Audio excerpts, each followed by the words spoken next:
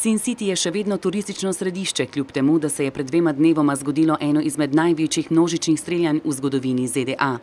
Obiskovalci se nemoteno slikajo pod znamenitim znakom Dobrodošli v Las Vegas. Fotografije z neumnimi obrazi in navdušenimi potezami turistov, v ozadju pa hotel Mandela Bay. Mesto, kjer je Steven Paddock začel in končal svoj strelski pohod na obiskovalce koncerta. Ameriški predsednik Donald Trump in prva dama Melania sta se vrnila v Belo hišo, ko sta obiskala Puerto Rico, ki ga je uničil hurikan. Bela hiša je za popravilo škode po vseh hurikanih, ki so uničili življenje ljudi v Puerto Riku, Teksasu in Floridi, namenila denarna sredstva. Predsednik pa ni želel komentirati vprašanja o tem, kako ustaviti nasilje z orožjem v Ameriki.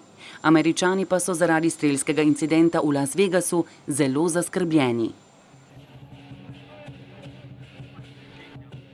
Tradicionalni ples zmaja so pripravili v Taihangu v zalivu Causeway v Hongkongu, da bi praznovali začetek prihajajočega festivala sredi jeseni.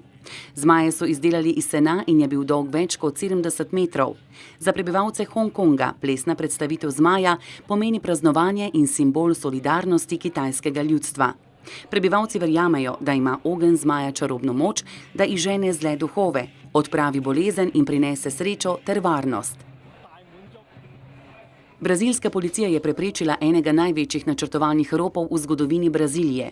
Policija je poročala, da so delo roparjev nadzirali že skoraj 4 mesece, ko je skupina neumorno kopala rov od doma do temeljev banke. Predor je bil podprt z lesenimi tramovi in jeklenimi palicami, ter je imel električno razsvetljavo. Policija je potrdila, da jim je uspelo ujeti vodjo skupine, ki je odgovoren za načrtovanje ropa banke. Ruski predsednik Vladimir Putin je zagotovil, da so prizorišča svetovnega nogometnega prvenstva leta 2018 v zadovoljivem stanju, vendar so pri gradnji objektov še nekatere zamude, ki naj ne bi bile kritične.